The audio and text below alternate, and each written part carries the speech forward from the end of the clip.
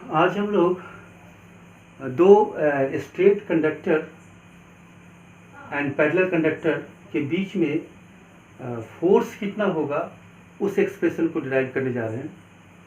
तो suppose for this there are two straight conductor and long conductor A and B, and the electric current in A is I1 and electric current in B is I2, and these conductors are separated by the distance D, and these are placed in a vacuum.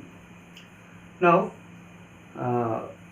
the concept behind the force is that this conductor having current will produce a magnetic field near this conductor, and in this magnetic field produced by this current, there is a current I2, and so this conductor will experience a force.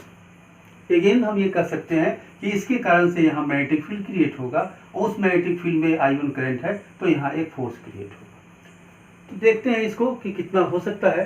तो सबसे पहले हम इसके suppose कर लिया small part इस conductor का DL, और इस पे कितना, इस जगह इसके सराउंडिंग में कितना मैग्नेटिक फील्ड होंगे। तो पहले इस B1 के कारण मैग्नेटिक फील्ड, सॉरी A के कारण मैग्नेटिक फील्ड यहाँ पर कितना है उसको देखते हैं। तो मैग्नेटिक फील्ड देखने की तरीका, चूँकि क्रॉस प्रोडक्ट इन्वॉल्व है, उसके लिए हम ये करते हैं कि इस फिंगर्स को हम डायरेक्शन ऑफ इलेक्ट्रिक करंट लेंगे और जिधर निकालना है, जिस पोजीशन में निकालना है, इधर निकालना है, तो हमने ऐसे रखा। तो इसका मतलब ये मेरे पाम डाउनवर्ड है, यानी इस मैग्नेटिक फील्ड की जो वैल्यू होगी वो क्रॉस सिंबल से लिखते हैं डाउनवर्ड को।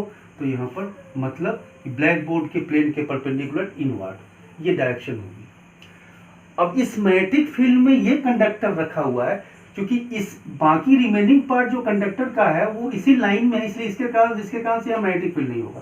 तो टोटल मैग्नेटिक फील्ड यहाँ पर जो DL के पास है केवल इसके कारण से है। इसीलिए मैंने कहा था कि ये लॉन्ग कंडक्टर है।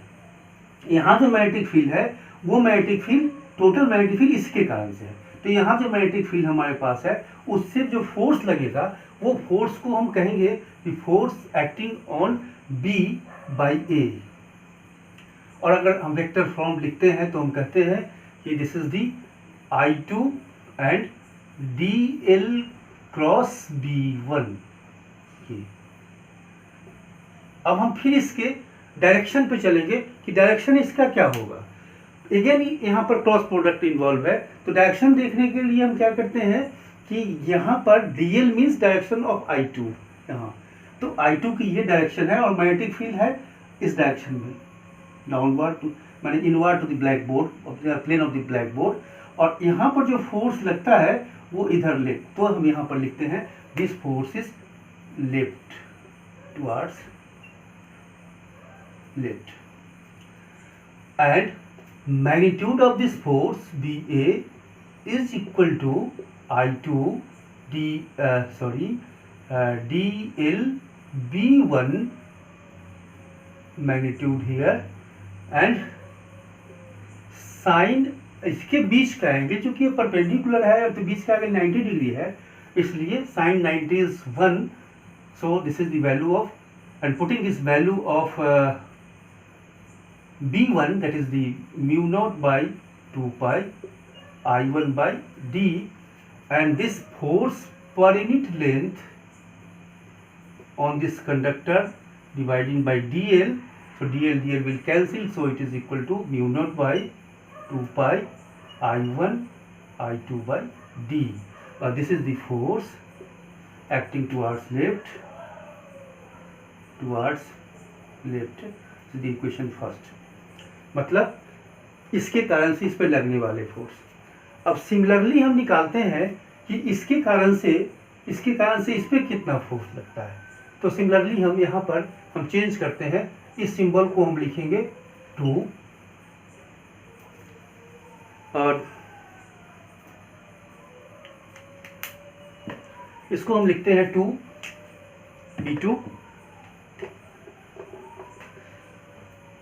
B2 मैग्नीट्यूड अगर लिखते हैं केवल तो B2, और ये होगा mu naught by 2 pi I2 by D, ये है। अब इसकी डायरेक्शन क्या होगी, फिर इसकी डायरेक्शन जानना हमें है, तो हम क्या करते हैं कि हमें इसके कारण से निकालना, तो करंट की डायरेक्शन ये है और निकालना है इधर, तो यानी ये ऊपर की ओर है, यानी परपेंडिकुलर आउटवर्ड, इसको हम ऐसे लिखते हैं, तो ये इसकी डायरेक्शन है। अब हम इस पे लगने वाले फोर्स को लिखना चाहेंगे, तो वो फोर्स क्या होगा, उस फोर्स को, अब ये क्या हुआ, ये मैग्नेटिक फील्ड यहाँ क्रिएट किया, तो हम फिर अगेन कंसीडर किया एक स्मॉल पार्ट dl, और इस dl के पास केवल इसके कारण से मैग्नेटिक फील्ड होगा, इस सब सेक्शंस के कारण नहीं होंगे। तो यहाँ से मैग्नेटिक फील्ड होगा, उस मैग्नेटिक फील्ड को देखते हैं कितना है, तो वो वैल्यू हमने ये निकाल चुके हैं। अब हम लोग फोर्स की बात करते हैं, इस force is AB, the force acting on A by B, and it is equal to mu naught by again I2 dl and B2, and sin 90 is again sin 90 is 1, so I2 dl B2,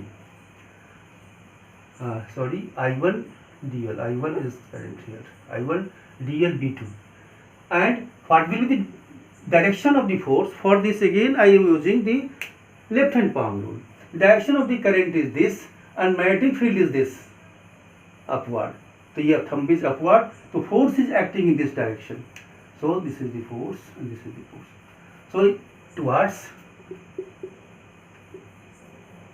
right, ये right की ओर है. तो then the force is equal to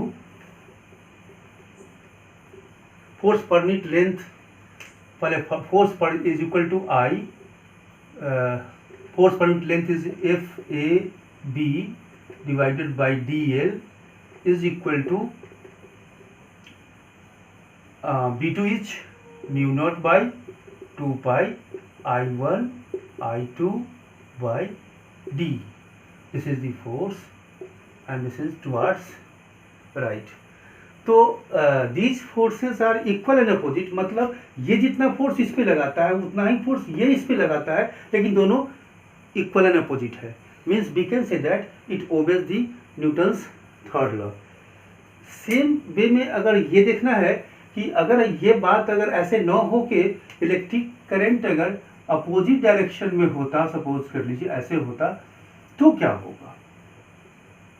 तो देखिए यहाँ पर क्या होगा, ये जो इसके कारण से जो फोर्स, इसके कारण से जो मैग्नेटिक फील्ड होंगे, अब यहाँ पर क्या होगा, इसके कारण से मैग्नेटिक फील्ड वह होगा फिर वैसे ही डाउनवर्ड होगा। तो मैंने ये क्रॉस साइन यूज किया।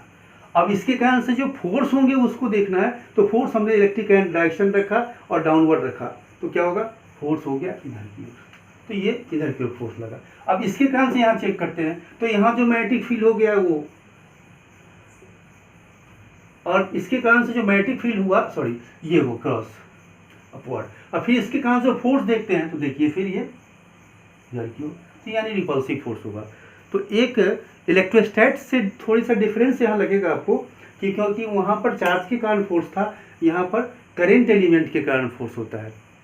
तो इसलिए वहाँ पर लाइक चार्ज में रिपल्सन था, यहाँ पर सेम डायरेक्शन में इलेक्ट्रिक करंट होगा तो अट्रैक्शन है, और अपोजिट डायरेक्शन में इलेक्ट्रिक करंट है तो यहाँ पर रिपल्सन होगा।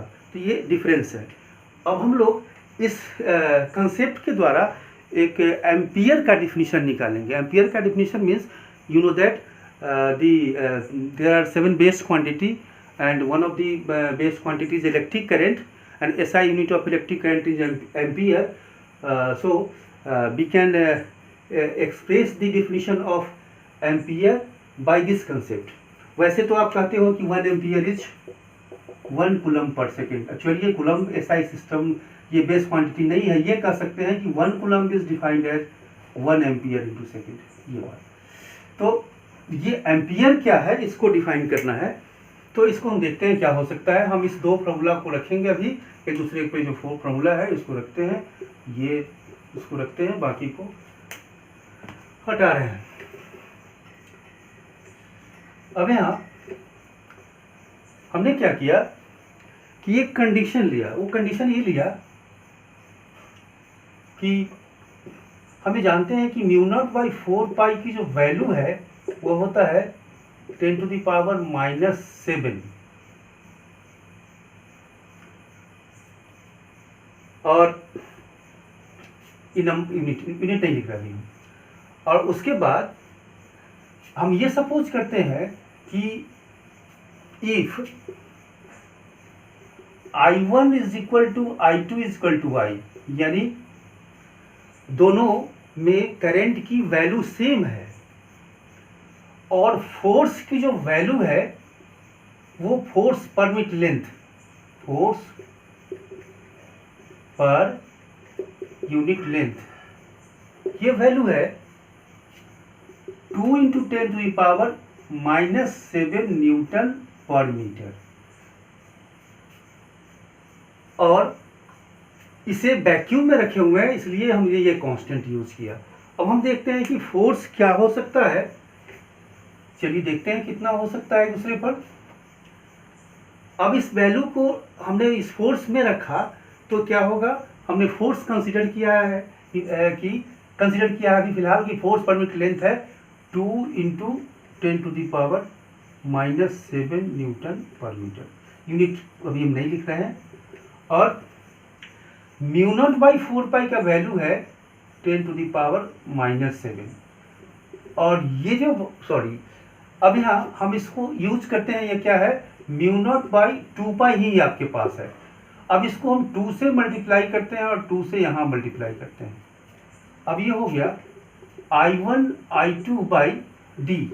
चलिए अब यहाँ ये 2 × म्यू नॉट बाई, ये है 2 × म्यू नॉट बाई 4 पाई और इसकी वैल्यू है 10⁻⁻7।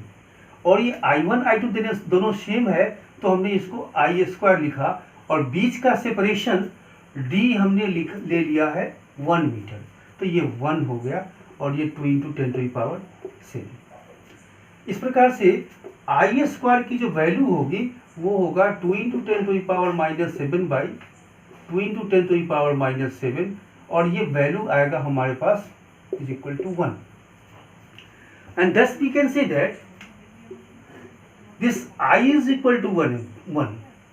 तो 1 यूनिट, हम अभी यूनिट नहीं बोल रहे हैं, ये I अगर 1 यूनिट है तो ये 1 यूनिट है क्या चीज़, यही हमारा 1 एम्पियर है, 1 एम्पियर है। दस वी कैन से दैट कि when the two straight long conductor having same current placed in vacuum and are 1 meter apart, and the force acting on each of the conductor is per meter length is equal to 2 × 10⁻⁻7 Newton per meter, then the current on each of the conductor will be 1 unit. 1 unit means 1 ampere. This is the definition of the current. फिर इसको एक बार फिर से हम हिंदी में बोल दे रहे हैं कि हम 1 एम्पियर उस करंट को कहते हैं जिसे अगर 2 लंबे कंडक्टर जिसे 1 मीटर के दूरी पर वैक्यूम में रखा गया है और उनके बीच अगर लगने वाले फोर्स की वैल्यू 2 × 10⁻⁻7 न्यूटन पर मीटर हो तो उस इलेक्ट्रिक करंट को हम 1 एम्पियर कहेंगे। So it gives the definition of the ampere.